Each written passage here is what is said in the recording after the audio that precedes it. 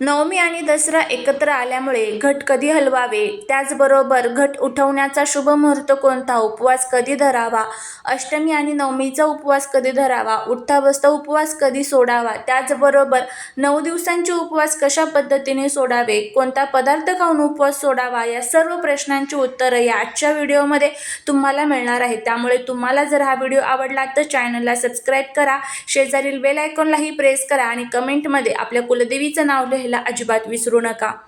गुरुवारी 3 ऑक्टोबरला सर्वांनी आपापल्या घरी घटस्थापना केलेली असेल, घट बसवले असतील, अनेक जणांनी सगळी सेवा चालू केलेली असेल. नवरात्रीचे हे 9 दिवस इतके पवित्र, शुद्ध आणि सात्विक असतात की आपल्याला ते 9 दिवस कसे जातात हे कळतही नाही आणि नवरात्रीचे 9 दिवस संपत देखील आलेले आहेत. तर यावर्षी एक असा विशेष योगायोग आलेला आहे की तो म्हणजे महानवमी आणि दसरा एकाच दिवशी आल्यामुळे उपवास कधी सोडायचा आहे आणि घट कधी उठवायचे आहेत. कारण काही जण आपापल्या परंपरेनुसार नवमीला तर काही जण दसऱ्याच्या दिवशी घट उठवतात. आपल्याकडे मात्र दसऱ्यालाच घट उठवतात. पण तुमच्याकडे जर पूर्वीपासून नवमीला घट उठवत असतील तर तुम्हाला नवमीला घट उठवायचे आहेत.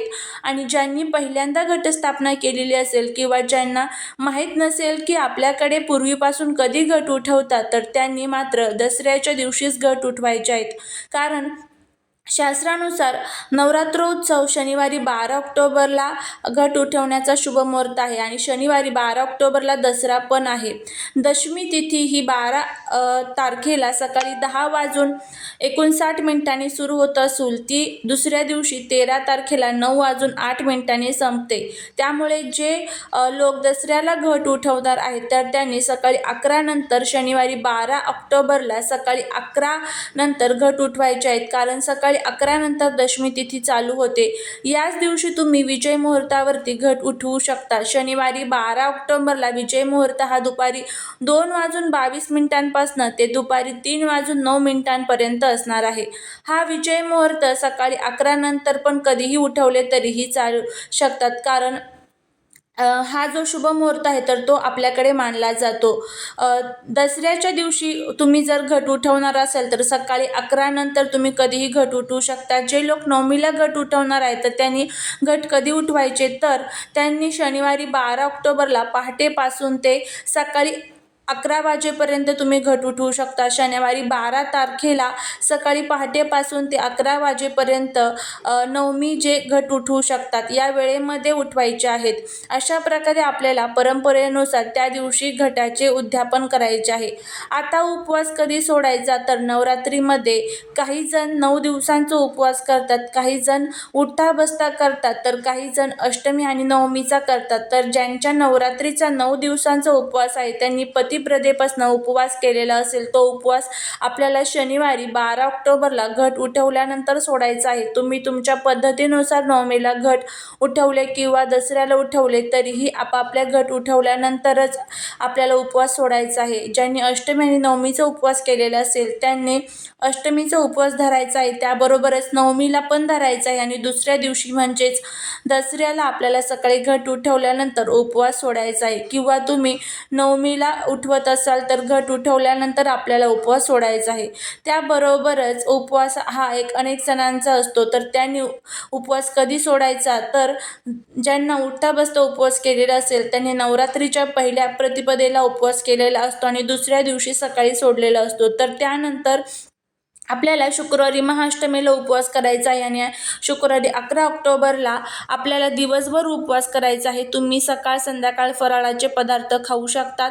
ज्याप्रमाणे तुम्ही उपवास केलेला असेल त्याप्रमाणे आणि 12 तारखेला उठवल्यानंतर आपल्याला उपवास सोडायचा आहे. थोडक्यात काय तर यावर्षी नवमी आणि दसरा एकाच दिवशी आल्यामुळे सर्वांनी उपवास दसऱ्याच्या दिवशी फक्त घट उठवल्यानंतर सोडायचे आहेत.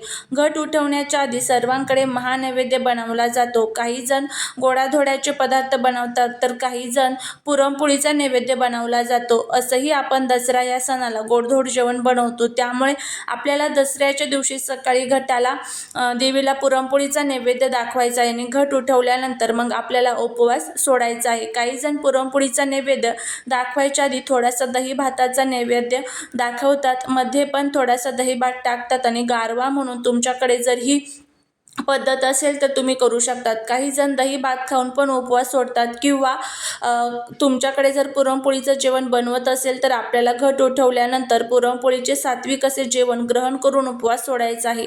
उपवास सोडताना तुम्हाला चुकूनही तामसिक पदार्थांचे सेवन करायचे नाही.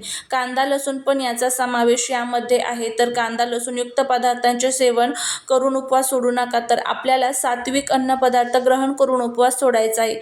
यामध्ये तुम्ही दही भात खाऊन सोडू शकता किंवा पुरणपोळी खाऊन सोडू शकतात किंवा देवीचा प्रसाद म्हणून एखादी कडाकणी खाऊन पण उपवास सोडू शकता.